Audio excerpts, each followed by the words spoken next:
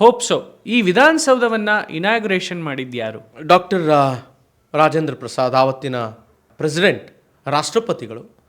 ಆವತ್ತು 25ನೇ ತಾರೀಕು ಅದು ಏನು ವಿಜಯದಶಮಿ ದಿನ 1956 ಕೊನೆಯ ದಿನ ಆವತ್ತು ಬಂದು ಅನಾವರಣ ಸಿಂಪಲಾಗಿ ಮಾಡ್ತಾರೆ ಸರ್. ಕಾರಣ ಇಷ್ಟೇ, ಒಂದು ಘಟನೆ ಆಗುತ್ತೆ. ಮ್ಯಾನ್ಷನ್ ಅಂತ ಹೇಳ್ತೇವೆ ನಾವು. ಯಾರು ಈ ಕಟ್ಟಡದ ಮೇಸ್ತ್ರಿ ಆತ 3-4 ದಿನ ಈಗಾಗಲೇ ಇವರಿಗೆ ಭಾಳ ಆಲೋಚನೆ ಇರ್ತದೆ ಸರ್. ಕಡಿದಾಳ್ ಮಂಜಪ್ಪನಿಗೆ ಇನ್ವಿಟೇಷನ್ ಎಲ್ಲ ಕೊಟ್ಟು ಎಲ್ಲರನ್ನೂ ಕರೆಸಿ ಕಾರ್ಯಕ್ರಮ ಮಾಡಬೇಕು ಅಂತೇಳಿ ಭಾಳ ಅದ್ಧೂರಿಯಾಗಿ ಮಾಡ್ಕೊಂಡಿರ್ತಾರೆ ಸರ್.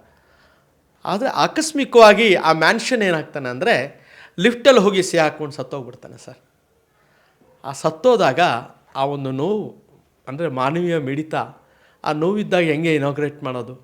ಅದಕ್ಕೆ ಇಡೀ ಕಾರ್ಯಕ್ರಮವನ್ನು ಸ್ಥಗಿತ ಮಾಡಿ ಸಿಂಪಲ್ಲಾಗೆ 25ನೇ ತಾರೀಕು ಅವತ್ತು ಕೊನೆಯ ದಿನ ವಿಜಯದಶಮಿ ದಿನ 1956 ಆವತ್ತಿನ ರಾಷ್ಟ್ರಪತಿ ಅವ್ರನ್ನ ಬರಮಾಡ್ಕೊತಾರೆ. ಬರಮಾಡ್ಕೊಂಡು ನಮ್ಮ ಇವತ್ತಿಗೂ ಕೂಡ ಇನಾಗ್ರೇಷನ್ ಫಲಕ ವಿಧಾನಸೌಧಕ್ಕೆ ಇಲ್ಲ.